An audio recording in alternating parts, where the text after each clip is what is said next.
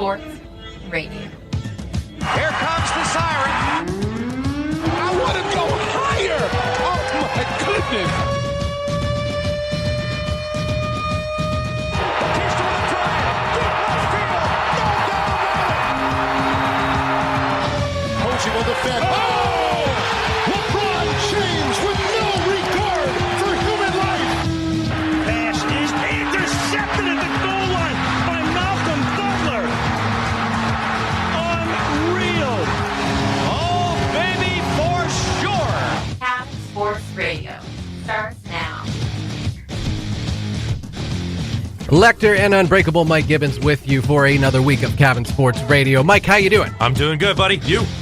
Pretty good. Big show today. Lots happened this weekend.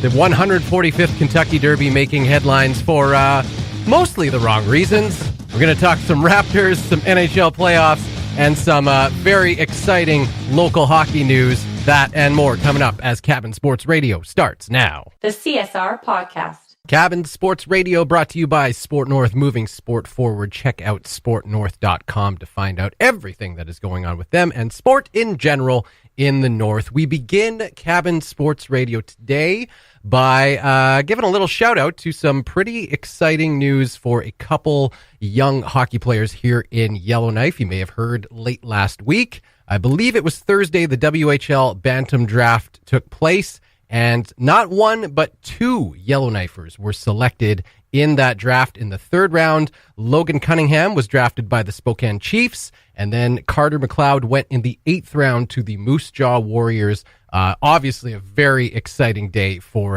them and all of their families, and pretty exciting day for Yellowknife in general. I don't think that has happened before, that two Yellowknifers have gone in the same Bantam draft. They are both 15 years old, just turned 15 this calendar year, which I always personally thought that was really, really young for a junior draft. You know, there's so much that happens between the age of 14 and 15. And traditionally, it's been for years now that the WHL draft has happened in your 14 year. The OHL for kids in Ontario happens in your 15 year, and then the QMJHL Quebec and the East Coast happens in your 16 year. Personally, I always thought it made more sense the way the QMJHL does it. Wait a little bit, don't put that added pressure on these kids. Like, they already are being watched by scouts, across Canada. They're already known to people who are looking for them. And so I always thought, give them that extra 2 years, to figure out, to grow first and develop into their bodies a bit, and keep that added pressure off them for the time being. But it is what it is. And I spoke with Logan and his dad Alan, and the composure that Logan has already. It's like, yeah, you know what? I think he's going to be okay. It didn't seem like he was nervous at all. In fact, he was fully expecting to get drafted. That's pretty cool. Yeah. And you were talking about the age factor, and I mean, just starting high school at that point, 14 years of age. Oh, exactly. But good size for someone of his age at 6 feet tall. I think the cool sort of element to this story with Logan, anyways, is the fact that he didn't play much hockey down south. Yeah. Before this pick would have been made. Did obviously represent Team NT at this year's Canada Winter Games in Red Deer, but outside of I believe it was with. He played in Yukon Riverman in Whitehorse, but right. Outside of that, below the 60th parallel, not a whole whack of experience before being selected with the 59th overall pick. So a good story, but like we said, some good size, and you mentioned the composure. Hopefully he does pretty well down there. It was funny for me chatting with him and his dad, because just some of the things they said, like his dad Alan referenced his player agent. Okay, yeah, Thinking to myself, when I was 14, 15 years old, like, I didn't even have a player agent at age 18 when I was actually playing junior hockey. So it just made me realize, put things into perspective really quickly as to how far I ever was from being in that kind of echelon of elite hockey. And you make a good point. The fact that that Logan, to this point, has remained in the North playing is kind of special too, because you have to think that perhaps if he was playing out of Calgary or out of Edmonton or Vancouver and getting a bit more general exposure from scouts, you have to think he might have even gone sooner in the draft. Well, and like Carter McLeod, who did have that experience in Calgary playing at the hockey program at Edge School in Calgary. So, yeah, a little bit more exposure. He had a chance to play down south a little bit more. But even still, he goes with the 170th overall pick by Moose Jaw. And then we see Logan go much, much higher in the draft. So kudos to him. He obviously made quite an impression. Yeah, and obviously, as we know, the grandson of Bob McLeod. That's right. And I got to give a shout out to his dad, who I don't feel has gotten enough love from the coverage of this. Warren McLeod, my D partner with the Weaver and DeVore Marauders. Nice. Fantastic hockey player in his own right, but as he aptly pointed out when I sent him a congratulations email about Carter's selection, he's like, thank God the hands skip a generation. So congratulations to both Logan and Carter for getting selected in this year's WHL Bantam Draft. Very exciting. And equally as exciting, on the show a little bit later on this hour, we will speak with Brandon Wallis, who has just recently confirmed that he will be signing on to play with Concordia University in Montreal. He spent the last 3 seasons playing with the Sherwood Park Crusaders in the Alberta Junior Hockey League. But he made it official earlier last week that he is committed to play for Concordia, so him continuing his hockey career through junior and on into the university level. So big congratulations to Brandon, and we will chat a little bit later on with him in the show, so stay tuned for that. But before that, let's start off with something we would never normally talk about, and I don't think we've talked about to this point. Oh, no. Horse racing. Yeah. But arguably the biggest race of the year, probably the most well-known. It is the first leg of the Triple Crown in the horse racing elite class. It is the Kentucky Derby, of course, and the 145th Kentucky Derby took place this past Saturday. And again, that's cool on its own, but we probably still wouldn't have really talked about it, rather than maybe passing mention as to who won the Kentucky Derby. But it's making headlines this year because for the first time in the 145 year of the Derby, the winning horse was disqualified because of a track foul. Maximum Security finished first in the race, but was disqualified after about 20 minutes of conversation by the stewards. It was ruled that the horse impeded others as the pack came around the final bend of the race. And thus, it was decided that he was disqualified from the race. And I've got a little audio here. Here is about the final 3 furlongs of the race of the Kentucky Derby this past weekend. Maximum Security continues to lead the way. Midway on the far turn, he's a length and a half in front. War of Will is second. Long Range Toddy third, and 4 wide and moving up is Country House's Pony Express plummets through the field. And here comes Code of Honor, and he bursts through an opening on the inside of Maximum Security, and they're into the stretch. Country House on the outside. Code of Honor down toward the rail. Maximum Security keeps on fighting. War of Will is there too as they come to the final furlong. It is Country House on the outside. Maximum Security so dead game. He keeps battling on. Maximum Security. Country House 1-2 down to the line. Maximum Security wins the Kentucky Derby. I mean, that's pretty thrilling. You can see why they call it the best 2 minutes in sports. Right, I'm so appreciative of our range, first of all. I mean, we've touched on tennis, we've touched on golf. A little bit easier to talk about. I never honestly imagined myself talking about horse racing. It's one of those, they'll have the highlights on Sportsnet or TSN, and I'll immediately flip the channel. I would never, ever pay attention to horse racing. But like you alluded to, for the first time in 145 years, this is the first time we've seen this. I'm also, because I'm paying more attention to it now, really appreciate it. It's almost like a beer league softball team, in the sense that you get these awesome horse names, right? Yes. Like Maximum Security, War of Will, Long Range Toddy, Bodox Press, whatever. It just sounds like a bunch of beer league teams. I love it. That's one aspect of the sport that is pretty exciting to me.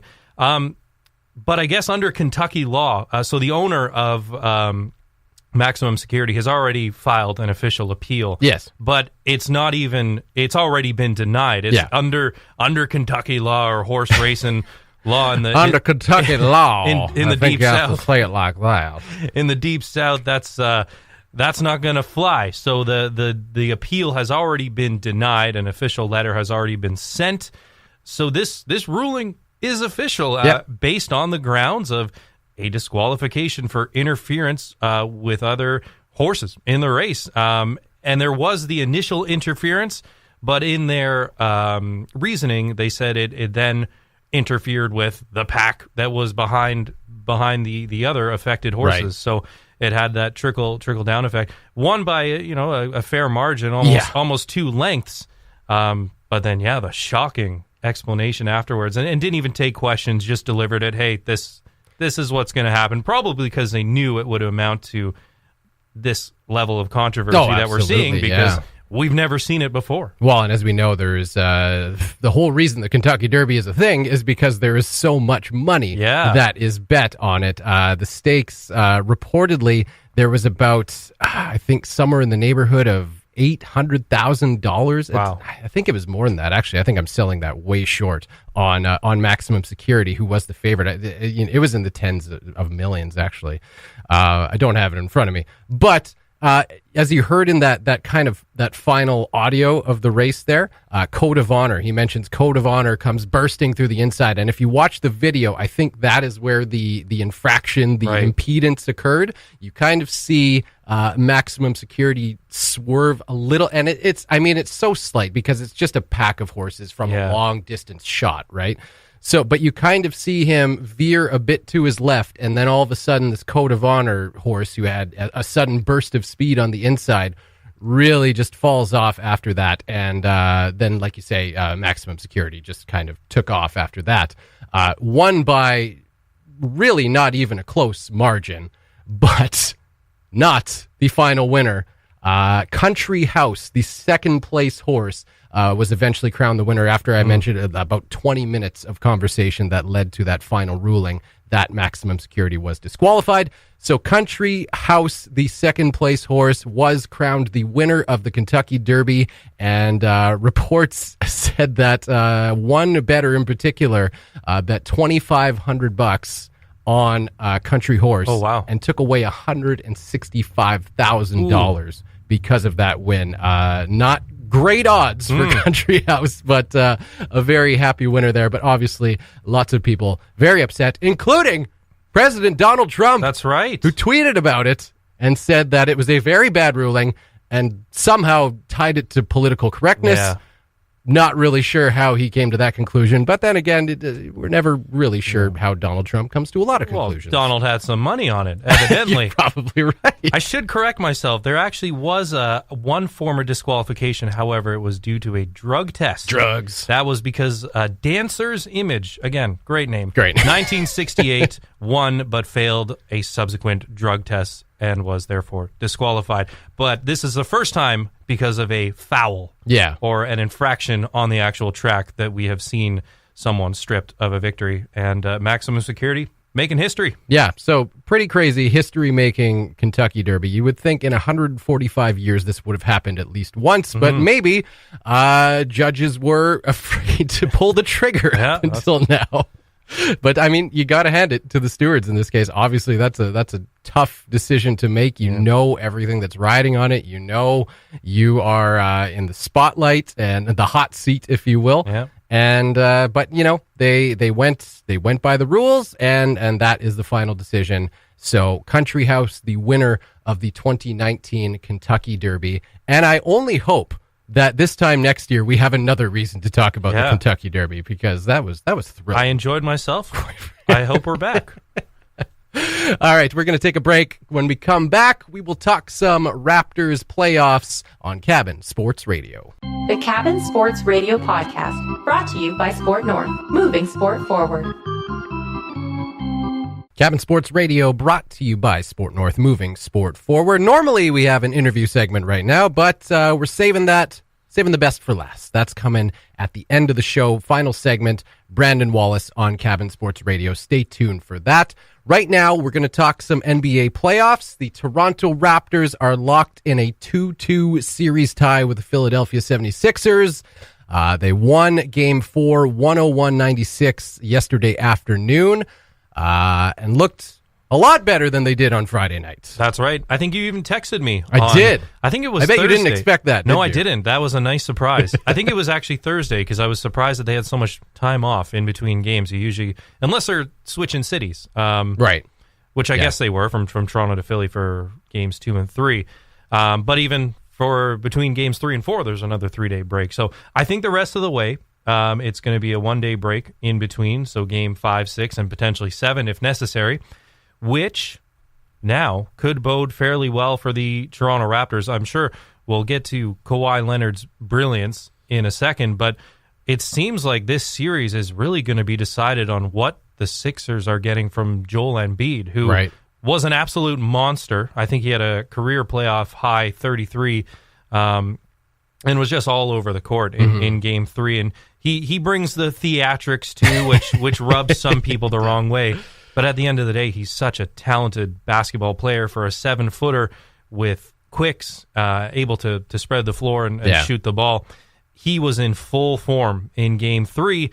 I guess before Game 4, needed an IV before the game. Really? He was quite ill. Oh, wow. Didn't sleep the night before, and it really showed. He was a very sluggish. I think he only had 10 points when all was said and done. So what they're going to get from him going forward may end up being the deciding factor. The Raptors, too, coming in not entirely healthy for Game 4. When it really looked like the sky was falling. I know that because you texted me, and you're not a huge basketball guy. But I got no one to watch in hockey anymore, right? So, I figured I'd flip it over to the Raptors game. And actually, I think I started watching pretty much at the start of the second half. And the Raptors, I think they were down by 14 or 15 when I tuned in. They started playing really well. They were within 8 points, and then basically the third quarter ended.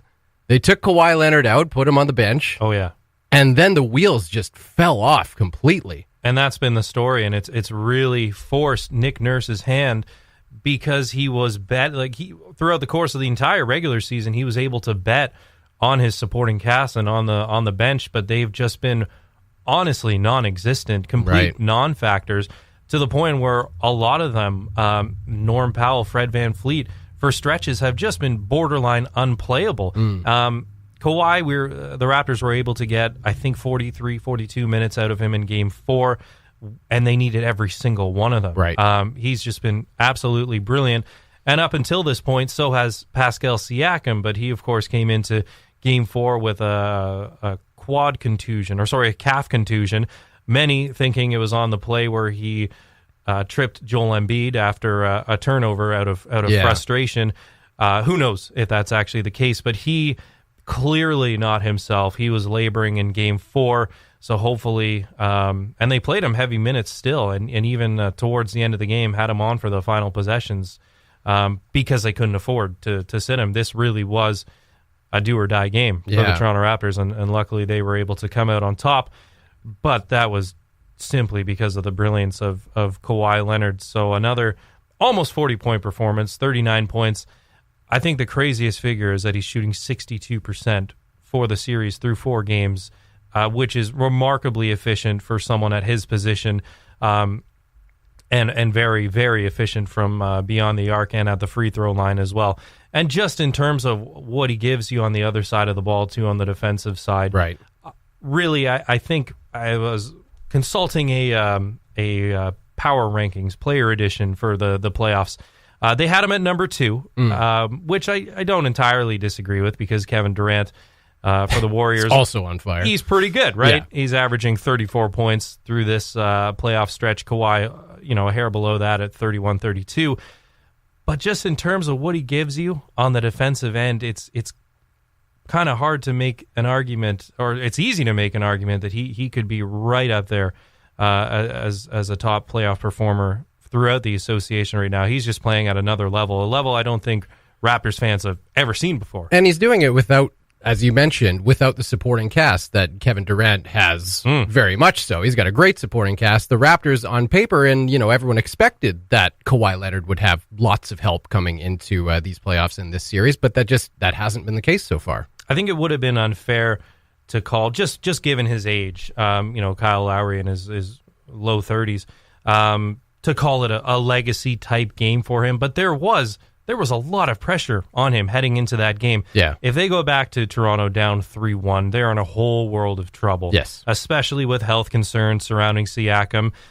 You can almost guarantee if they drop that next one, that's the last game we'll see of Kawhi in a Raptors uniform. So there really was, it felt like, a lot of extra pressure on the shoulders of Kyle Lowry, who took a lot of the blame for the Game 3 loss. And, somewhat deservedly so. They need him to be an aggressive scorer. They need him to facilitate more on the offensive end. He had a nice turnaround game. It wasn't a marquee game, but him and Gasol have played quite well off one another in a two-man game. He set some nice screens. You always know you're going to get a charge or two out of him. So you're always going to get the hustle, the energy plays. But they almost need more in terms of a scoring standpoint, especially with Siakam clearly not operating at 100%. And they got some production from the bigs too. Gasol and Ibaka, I believe, combining for 28 points in Game 4. We hadn't seen Ibaka play well up until this point in this series. And Danny Green also provided some nice complimentary scoring as well. So Kawhi definitely got some help, but clearly still carrying the load for the Raptors. And that last shot with about a minute left was one of the bigger shots in Raptors playoff history, and he was not fazed by the moment, and we knew that. That's why you made those trades and pull the trigger on those moves in the offseason. And he was able to deliver. What's really interesting to me is that just the way the kind of the mood of the series has shifted from, Game 1, Raptors won, looked pretty sound doing it for the most part. And we were talking about that game mostly on the last episode, last week on Cabin Sports Radio. And it seemed like the mood, I don't think you were getting ahead of yourself, and I don't think anyone on the Raptors necessarily was getting too ahead of themselves either. But it seemed like the thought was that they just need to get past the Sixers and then and look forward. And suddenly after they lost Game 2, and then the way they lost Game 3 with Philly just looking absolutely fired up and didn't even want to think about Game 4 after the way Game 3 ended. And the thing that was really amazing to me when I was watching Game 3 is that the game was done with 8 minutes still left. Lots of time for the Raptors to do something. If they could get it going again, plenty of time for them to get back into the game and make it a close one, that anything could happen in the end. But they just looked out of ideas, essentially. And I remember, so I texted you and said something to the effect of the Raptors look lost right now. And I think you texted me back maybe about an hour later, probably after you had cooled down and maybe bought a new phone because you might have broken your old one. I'm not sure. I was human. And he said you had to go for a drive. Yes. And calm down. Yeah. Well, to be fair, the top 4 teams in the Eastern Conference are all very good. And realistically, any single one of them can advance to the NBA Finals. The Sixers were really scary, though, last Thursday, because I think they played at their full potential. On paper, they're a very good team. They're probably the most talented starting 5 in the Eastern Conference. And there are some really good top-heavy teams in that conference, but they were firing on all cylinders, playing to their full potential. And like I said, I honestly think this series will come down to the play of Joel Embiid. He, at one point during this season, proclaimed himself as the most dominant force in basketball. And when he's playing that well, it's hard to argue. Right. Just because, and you think of the great scorers, the Kevin Durant's, Kawhi Leonard's, James Harden's, he, in Joel Embiid, can just hurt you in so many more ways because he's such a load in the post. He's 7 feet tall, but he's got amazing footwork, and he can spread the floor too. But then you add on, the theatrics side, it's demoralizing. Yeah. He can really make you feel bad about yourself when he's crushing you on the floor and then dancing. Especially in Philadelphia, and the crowd is just feeding off it, as any good Philadelphia crowd will do. The Raptors coaching staff could have played a loop of a minute, probably, of different theatrics from on the part of Joel Embiid in Game 3. And if I was a coach, I probably would have for motivational purposes because he was wiping the floor with them and then taunting them. And how is there anything more demoralizing? But then you get a Game 4 and clearly under the weather, and we knew even coming into this series, which I think is one of the reasons why I picked the Raptors to advance, there were the reports of his tendonitis issues, I think, in his left knee. He's always struggled with health issues. So that's why I figured this series will really come down to his health. And you can see from one game to the next, big drop-offs or huge improvements. Right. So what kind of Embiid they get over the course of the next 3 games, I think will determine this series. But they've got the shooting in J.J. Redick. They've got other offensive playmakers in Tobias Harris, Ben Simmons, and Jimmy Butler. They can score. They can hurt you in a lot of different ways. But Embiid is the most dominant of that group. So when they are firing on all cylinders, they're extremely dangerous. But I ultimately, I think the Raptors still have the best player in this series in Kawhi Leonard, and he's just been playing at an absolute another level. And I said it several times while screaming at my television that we do not deserve him. He is so head and shoulders above anyone else on the roster right now, maybe with the exception of Siakam when he's healthy. And there were lengthy stretches where it really felt like we did not deserve to have this player on our team because he's just been outstanding. Probably the best playoff performer in these playoffs so far. Another thing that just stood out to me just there is that we hadn't even mentioned the name Jimmy Butler until just moments ago. And he you mentioned Joel Embiid and how well he played in Game 3. Jimmy Butler helped that team take over Game 3 as well. He was, I think, one rebound and 1 assist away from a triple-double. Yeah. He had a fantastic game, and he's obviously a guy who can make a huge difference for the Sixers, too. It's what started out as a series that seemed like the Raptors just need to play their game and get by it. It's suddenly turning into a dandy. Yeah. Tied 2-2 after 4 games, and Game 5 going down tomorrow night. So very much looking forward to that. Should be a lot of fun or a lot of rage, depending on which way you're looking at it. All right, we're going to take another break. When we come back, we will talk some NHL playoffs. Lots to talk about there, but we'll wait until we get into it on Cabin Sports Radio. Cabin Sports Radio. Taking a look at the NHL playoffs, and actually, let's start outside of the playoffs because, well, we're surrounded by mostly Oilers fans here in Yellowknife, and so we haven't said anything about the Oilers recently, but they did have some news that happened this past week. Ken Holland, former GM, longtime GM of the Detroit Red Wings, has agreed to terms with the Edmonton Oilers to become their new GM. Contract is not signed, however, he has agreed vocally at the very least. And, Ken Holland's a man of his word. Yeah. I think we can trust him on that. Obviously, they relieved Peter Chiarelli of his position in January and were looking for they had an interim GM in the meantime, and we're obviously looking for a full-time GM this offseason, and it looks like they have now found one with veteran GM Ken Holland. Quite a resume to his name, of course, 3 Stanley Cups while the GM of the Detroit Red Wings, 4 President's Trophies, and I mean, just pretty much a legacy of excellence for the most time while he was there. So this clearly would have been at the top of the to-do list for the Edmonton Oilers over the offseason after Chiarelli was fired back in January. So, I mean, at the top of his list right now, arguably a lot of different things. It's an organization that's in a bit of shambles right now, despite having 2 all-world talents in Connor McDavid and Leon Draisaitl. Another disappointing season, obviously. I would say probably at the top of the list for him is getting a new head coach after Ken Hitchcock slid in to finish the remainder of this regular season after Todd McClellan was let go halfway through. And then how do you make your roster better? How do you bolster it? Is it through the form of buyouts? You know there's some bad contracts on the team. You're always going to hear Lucic out there. Could they also explore Sekera or Russell? Can you make your team better through the draft? Can you make them better through trading? And then even the free agent market, there will be some notable names out there.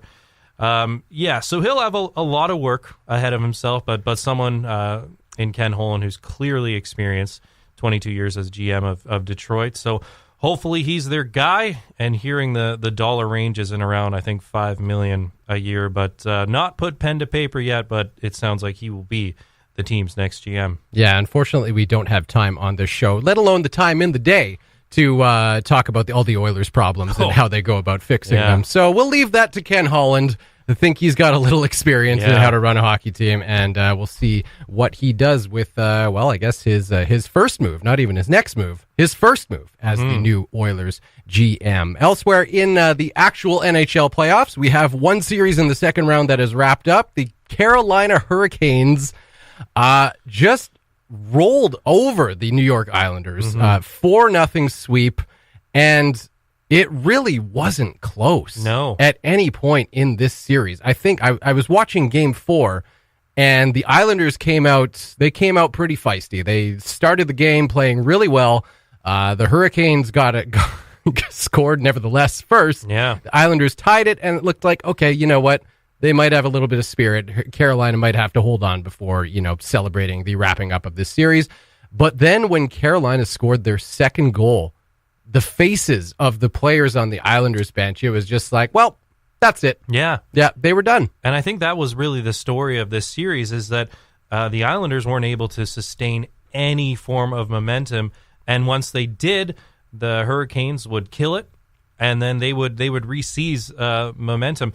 Also, scoring 5 goals over a 4-game stretch is simply not going to cut it after being shut out, I think, 1-0 in Game 1, and then scoring 4 goals over the last 3 games of that series. That's just not going to cut it. Which, on that note, can't say enough about the play of Curtis McElhinney. Oh. The oldest goaltender to start in an NHL playoff series, which is really cool, and kind of shades of Tim Thomas back in 2011 with the Boston Bruins and what he's doing. Obviously, a former Leaf.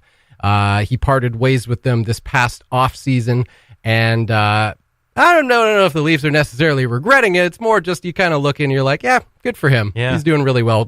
Peter Mrazek got injured in Game 1, and McElhinney has been the starting goalie ever since, and at this point, even if Mrazek gets healthy again, not that Mrazek has done anything to not be the starter of that team, but you almost got to roll with McElhinney. He looks so good. It's a good problem to have. It's a good story, too. Right? Give us more to talk about. The whole Carolina story is just great. It is pretty great. Don Cherry, if you missed it on Coach's Corner, doubling down. Yeah, they're a bunch of bandwagoners. That's right. Yes, not only standing by his bunch of jerk statement, but saying that the Carolina fans are a bunch of bandwagon jumpers. And, well, he might have a point there. Maybe. But, anyway, move on from that. Elsewhere, the Boston and Columbus series Game 5 is going on right now, or rather, Game 6 is happening right now. 1-0 Boston. Yeah, 1-0 Boston. 4 minutes left in the second. Okay, so they are up 3-2 in that series.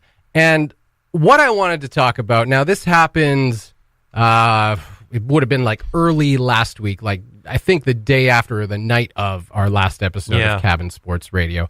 And it made some headlines because this player is well known for making headlines, one, for being a really good hockey player, and two, for being a questionable hockey player. Of course, we are talking about Brad Marchand of the Boston Bruins. In Game 2, I believe it was. Game 3. Game 3. There was an incident late in the game in which he sucker punched defenseman for the Columbus Blue Jackets, Scott Harrington, in the back of the head. It was caught on camera, of course. There was no penalty assessed on the play. There was no fine, and there was no suspension. And I don't quite understand why not.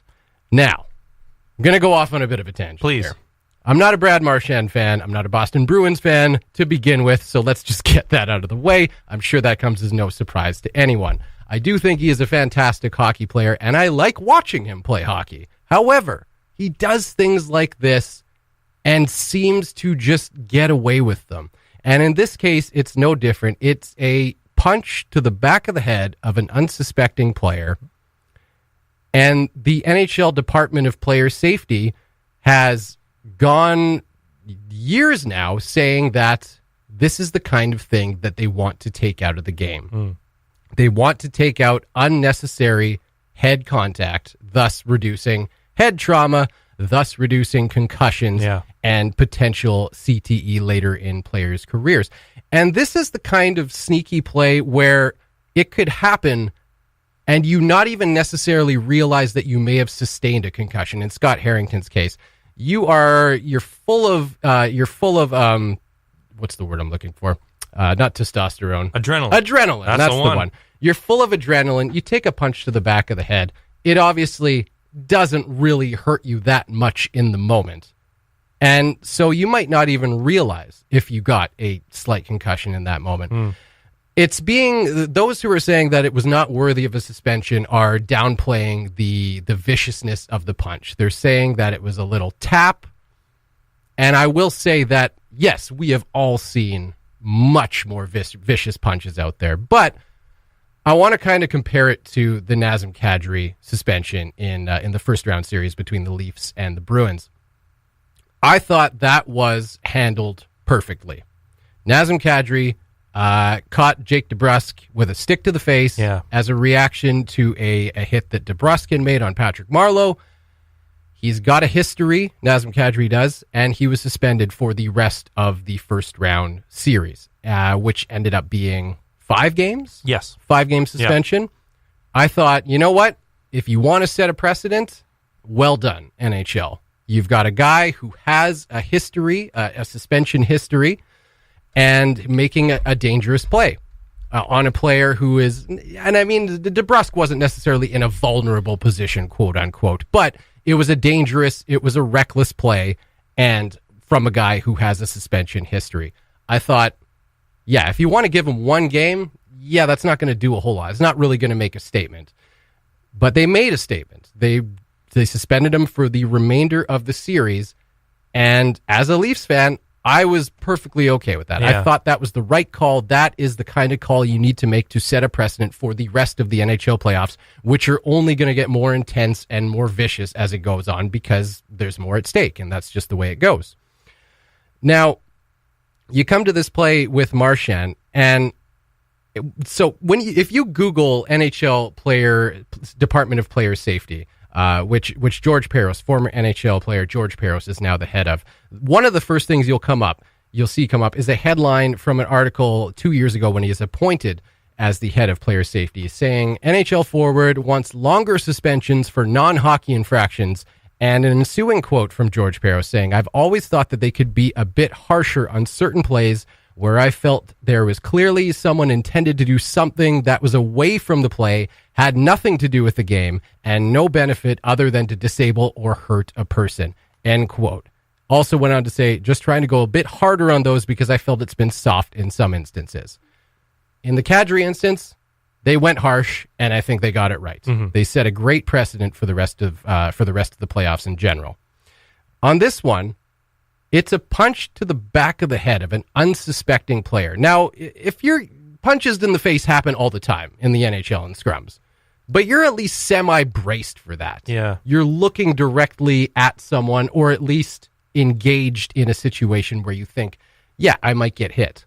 That's just, that happens, but at least you can brace for it. When it's an unsuspecting player, and Harrington wasn't even involved in a scrum. He was on his knees at the time after a different scrum, and Marchand just sneaks around and punches him in the back of the head, essentially with a loaded fist, because he had his the butt end of his stick in his hand. Mm-hmm. So, yes, Scott Harrington is wearing a helmet, but when you're not braced at all, and also the fact that the UFC,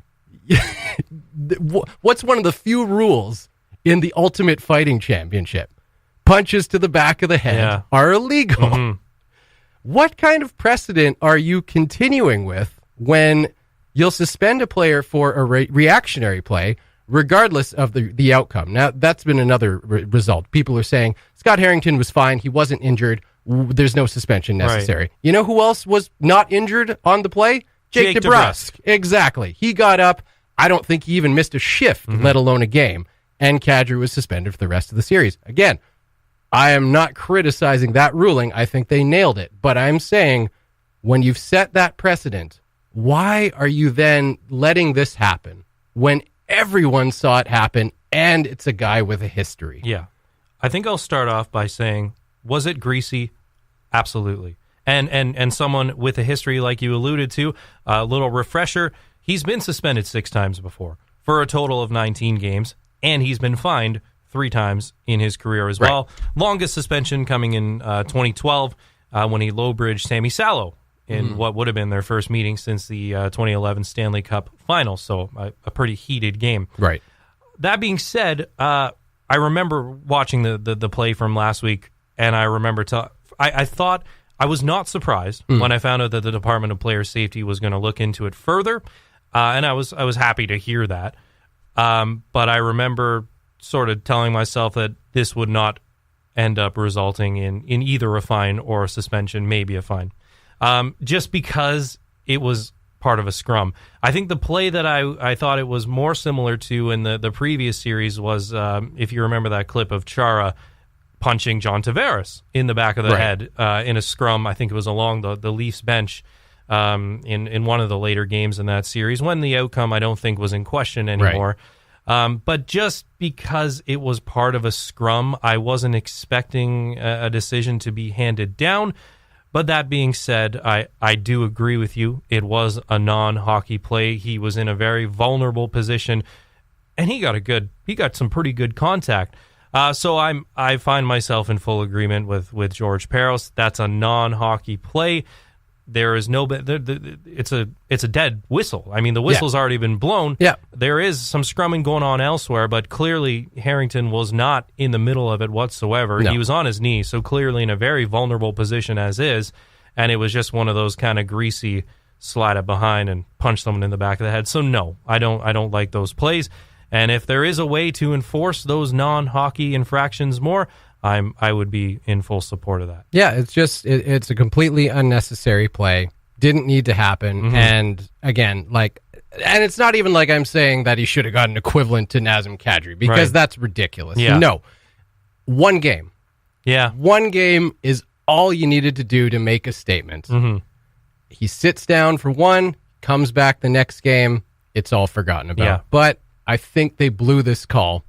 And and now who knows what the precedent is? Now there's zero consistency in my mind to these kinds of calls.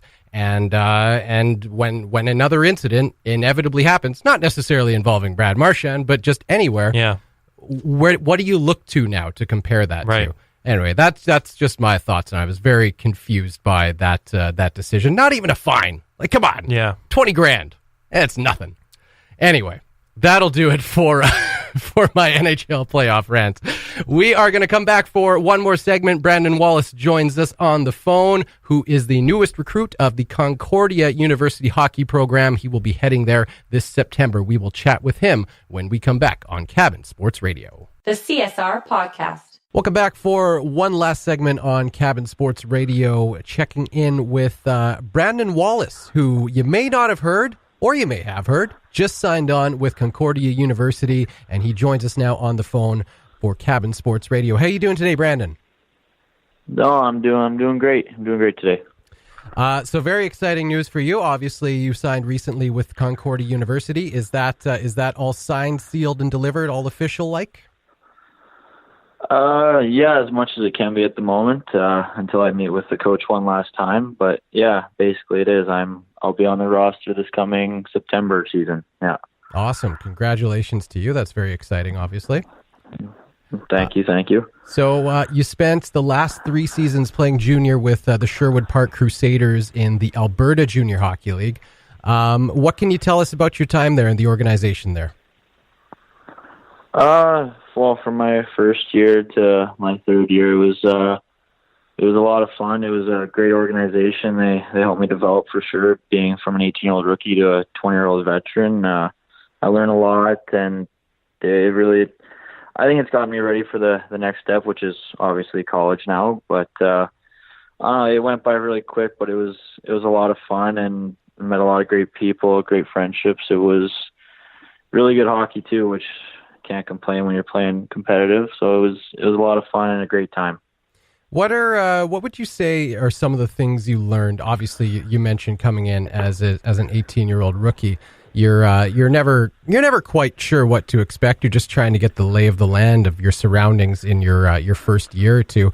What would you say that what are some of the biggest lessons you took from your first game with Sherwood Park to your final game? I'd say to probably embrace it all and take in as much as you can and learn from the older guys, especially at a younger age. You just watch them and you learn from them, and then from there you kind of just try and build your game each year. 19 and then 20-year-old, you kind of turn into the guy who's teaching all the younger guys, and that's kind of what you try and do. And I just tried to adjust as best I could. From midget to junior was a big step, but I think I fit in pretty well, being able to play 3 years, which was awesome, as I know not everyone does. But yeah, I'd say that was the biggest thing. So you're not exactly a hulking presence out there. I don't know if this is accurate or not, but Hockey DB has got you listed at 5'11", 155. Is that more or less accurate? Close enough. It's close enough. Close enough. Yeah. What would you say is the best part of your game? Well, on this year, I was recognized as more of a defensive zone guy. I'd say I was more of a shutdown role, it seemed like, this year, and I played it very well. I penalty killed. I was a go-to penalty killer, that's for sure, and I enjoyed doing that and just being put out there against some of the top guys and having to shut them down and make sure they couldn't get any points. That was my role this year on the team, for sure. Okay. So looking forward, obviously you mentioned you were headed to Concordia this September. What do you know about the school? Honestly, not a whole lot. I know it's school-wise, it's a smaller school. It is a small university, but I'm completely okay with that. Smaller class size means more time with the teachers and the profs, obviously. And as a hockey organization or school, they've been kind of rebuilding the past few years from what the coach told me, and seems like they've been recruiting pretty well the past couple of years. And I know a few guys from past teammates and guys I've played against. So from what I know, they're building into being a good team, and hopefully this year or even the next few years will be one of the contenders for the ACAC, one of the top contenders. And are you thinking you're going to come in and pretty much fill the same role, looking to be a defensive shutdown, possibly like an energy type player? Yeah, that's what I hope to do, and then hopefully produce points and help them win games. That's what the goal is in the end. Okay. And academically, what are you looking to do there? What are you pursuing? I'm pursuing a Bachelor of Science in chemistry. Majoring in chemistry. Very cool. And what do you hope to do with that after university? After my degree, either go back to school for something else or land a job in the chemistry field, obviously. But I like lab work. Working in a lab. Awesome. That'd be my goal. Yeah. Okay. So I don't know if you've heard, but we've had, speaking of Yellowknife hockey players, we've had some very exciting news this past week. Logan Cunningham and Carter McLeod, 2 Bantam players, were selected in the WHL Bantam draft. Logan was selected in the 3rd round. He's going to Spokane. And Carter was selected in the 8th round by the Moose Jaw Warriors. Thinking back, like that's, 6-7 years ago for you now when you would have been that age. What do you remember about that time when you were playing hockey at that age? It was, I had just left Yellowknife actually to go pursue hockey, as I know some people know, but it's a big step into the start of kind of your midget and I guess junior career as they've been drafted now, and it's kind of the starting point of basically your career as I look at it, is because moving on from Bantam, they're going to go into their midget years now, and that kind of sets them up to either play junior or whatnot. So that's kind of what I remember for it. It was a lot of fun though, that's for sure. It was more years than that ago for me when I was at that age, and thinking, hey, wouldn't it be cool if I actually got drafted by a junior team? And I think actually talking to Logan and his dad made me realize just how far out of the conversation I was at that time. Were you kind of right in there? Did you get drafted? And what were your thoughts around the possibility of getting picked up by a team at that age? I did not get drafted. I was fortunate enough to go to a camp. I got invited to the Kamloops Blazers camp after the draft. I did get invited, but I was never drafted. But no, it was. I honestly hadn't really thought about it. Being a first-year player in Alberta, never really being noticed, because obviously in the North we don't get the exposure like guys do down here. Right. So it didn't really affect me. I just kind of wanted to just go there, show Kamloops what I had, have a good camp, and I didn't end up going back. But I moved on to midget AAA, and I've been fortunate enough to play junior hockey in the AJHL for 3 years. So it worked out either way in the end. But yeah. And it's all a good experience, right? When you go to those camps, like half the time you kind of have to go expecting not really much in the end, but just to go for the experience and get used to the kind of pressure in the environment. No, yeah, for sure. That's kind of the whole thing, is you get a feel for what it takes to be at the next level and what you need to do to prepare yourself over the summers or even in your midget years to get ready to eventually play at the level, because that's where we all want to play. We want to play at the next level and obviously keep going and going, but you got to start one step at a time. Absolutely. So what does the summer ahead look like for you then? Basically just working out and enjoying summer as much as I can before the school year starts, obviously, and then the season right after. It's basically my plan. Okay. Maybe even come back to Yellowknife to see some friends. There you go. Yeah. All right. So busy summer ahead, and hopefully you'll have time for a little bit of fun and leisure in between. Yeah, for sure. Awesome. Well, thank you so much for joining us on Cabin Sports Radio tonight, Brandon. Really appreciate it, and best of luck throughout the summer and on to your university career with Concordia University. Thank you very much. Thanks for having me. It was a great pleasure. That's Brandon Wallis, now alumni member of the Sherwood Park Crusaders of the Alberta Junior Hockey League, of course, Yellowknifer, and soon to be member of the Concordia hockey program at Concordia University in Montreal this September. Congratulations again to Brandon for signing on with Concordia University, and thank you to him for joining us here on Cabin Sports Radio, and thank you for listening to another episode of Cabin Sports Radio. That'll do it for tonight's episode. We will talk to you again next Monday. See ya.